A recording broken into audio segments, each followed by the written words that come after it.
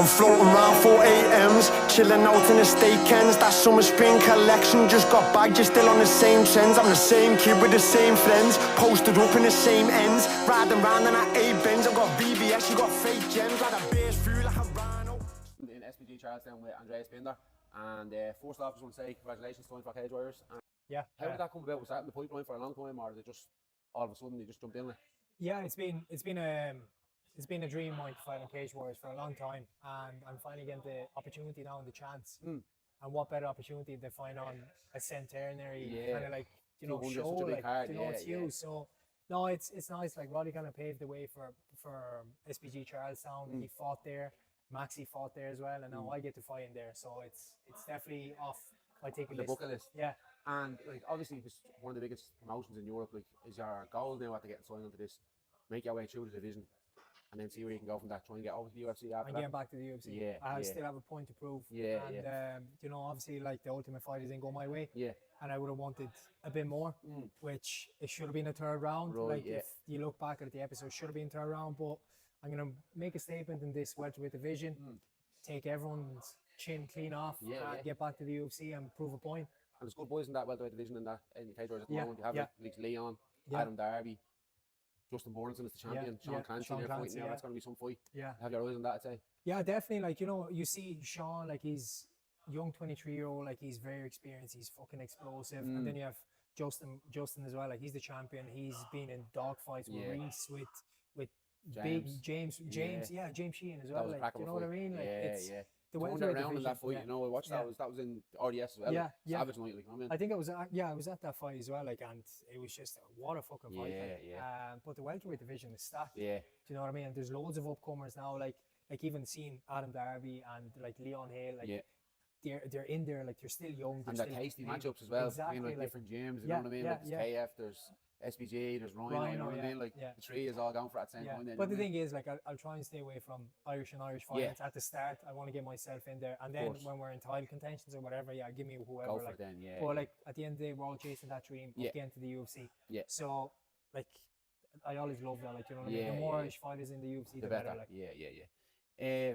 So just a bit about like your background. Like, when did you first get involved into MMA, and like when did you know like this is what I want to do now? Were you younger, or did you in your teenage years? With martial arts, like I was in judo since I was 7. Yeah, I was 7 years of age when I started judo, and I got my black belt. I think I was 17. I was 17 when I got my first degree black belt. And then from that I was like, I wanted something different, so I went into boxing and K1. I ended up having 12 K1 fights as well. I only lost once. It was actually to Ian, so I bet him in MMA, and then he bet me in K1. Ian Gary? Yeah. So the only other man to beat was Shavkat, and he's gone out of the UFC now. Yeah. But yet again, it was amateur, like, so it's all learning. But after that, like, I just wanted to progress. Like, I always wanted to go into MMA, like, but my dad was like, look, I want you to get a black belt in judo first and have a base before you progress, like. So I was like, all right, sound, I'll stick it out. I ended up like winning everything in judo, like everything, all Ireland's, you name it. And I just fell out of love for the sport. Like, don't get me wrong, like, I still love judo, like, and if it wasn't for judo, I wouldn't be here where I am now. Because that's why I got my Judoka nickname. Like, but I wanted to mix it all up. But that's a good thing that your dad did say, like, and it makes perfect sense, like, to have a good base in like, it's mixed martial arts, so to have a good base and to be like a standout performer in one and then go from there, like, I think that makes a lot of sense. Like, you know? at the start when I first came into MMA, I had no striking whatsoever. Like, it was like, what the fuck am I doing? Like, I didn't even know where to place my feet, and it was just awkward. It was weird. But now, like, I just fell in love with the striking, and that's the thing. Like, I'm blessed as well because I have the touch of death. Like, I touch you, you're going to sleep. Like, so it's a win-win. Like, because I can use my grappling when I need it, but I can also spark you on the feet as well. So I'm happy in both departments. Just. That's kind of like, I wanted to mix them all up, like, and then I just fell in love with the MMA, like, so I wouldn't change it for the world. And so what does a typical week of training, like, on the run up to a fight, like, so obviously you're here in SPG, do you do anything else in other gyms, like, do you mix it up? So I do my strength and conditioning, obviously, because I'm living in Navan now. But before that, I was driving up to from Galway up to Dublin, like 3-4 days a week. So then we ended up deciding to move up closer. I'd rather drive half an hour than 2 hours, you know. But my day to day is still, like, people think that I'm training full time. Like, I'm still balancing a full time job. Like, I'm still working. So I'd be up at 4 a.m. going to work for 5, finishing that too. And then my days off, I do my strength conditioning, my cardio sessions, and then I'll be in here every evening. Like, Right, yeah. but I'm still getting, The training say, that you need, don't yeah, like I'm still getting 2-3 sessions every day. Like, you Yeah, know what yeah, I mean? yeah. And then the Sunday, I just chill out. Like, Sunday's a day off. yeah, my day I'll off. do one. Yeah. Do you do much cardio, or do you do any road work, or? Yeah, I do. So for this camp, I started doing a lot more road work, like just so I can get the weight down and stuff. But I definitely focus more on the strength conditioning. Yeah, yeah. Because that's what I kind of noticed that I was kind of like lacking a little bit. Like, Right. I was doing kind of like too much weights, but not enough like circuit training. If you get me, like, yeah. so I was getting really strong, but like I could see my performance like in here, like I was a bit sluggish and stuff. But now I'm more You explosive. feel it better, yeah.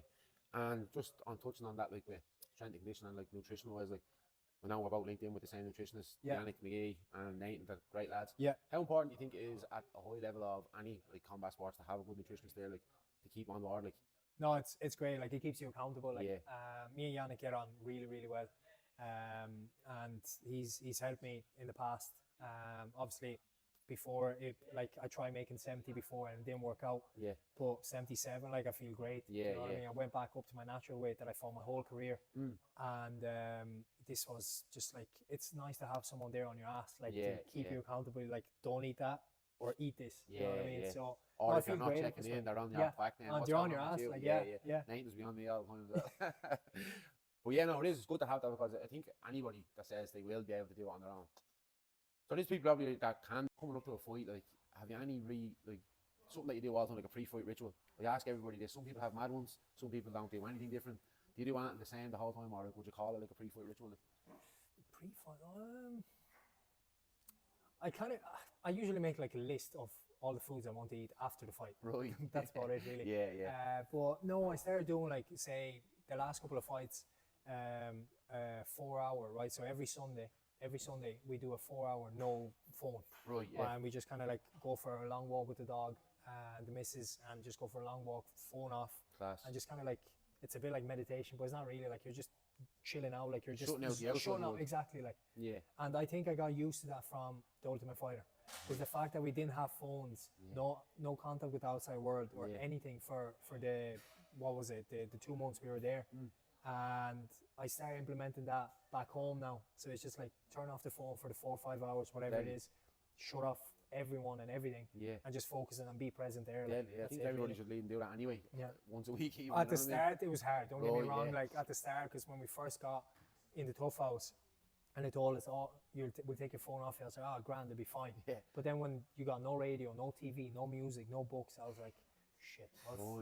This is like, you have to be in the zone. So it's kind of like, you're interacting with all the fighters and stuff, but it was different. You know what I mean? You probably do that to make good TV, because like they have everybody on edge, Yeah, especially yeah, nowadays. yeah. Like years ago when that started, like the Ultimate Fighter, it was like Big Brother, but nobody really had, like, it was like Big Brother for fighting, but nobody really had like the way the apps are now. Like, you know what I mean? Like, the lads wouldn't really give a fuck, but now everybody's on the phone constantly, so you take that away from everybody. They go fucking crack. Like, your Yeah. hormone levels go through the roof, Yeah, the testosterone go through the roof. It's like everyone wants to kill each other. Like, but no, it was a surreal experience. Yeah. Well, that was my next question. I was going to say, what was your overall experience on the Ultimate Fighter, and do you think that after the way it went, did it make you want to work harder and like lock in like twice as much even? Yeah, just looking back at it now, right? It kind of like opened my eyes what a full-time athlete does. So like when I was there, like I was fully focused on just training.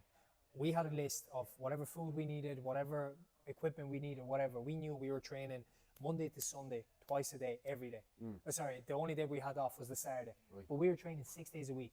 You had your sleep, you had your recovery in the UCPI, you had your top class coaching, you had everything what a full-time athlete does. Right. And then coming back home, I'm like, right, if I got to that stage while still working 40 hours a week, waking up at crazy hours in the morning, still training, and I got to that stage, imagine what it's going to be when I'm dedicated full-time. Yeah. But the only thing that's holding me back at the moment is just to buy the house. Yeah. Once we buy a house, we can actually just do that full-time. Exactly, like, you know what I mean?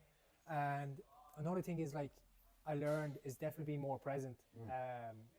More present in the gym, more present at home, kind of be more attentive, like, because when you're away from home, like I'm a home bird, like when I'm away from home, it's like you take it for granted, you know what I mean?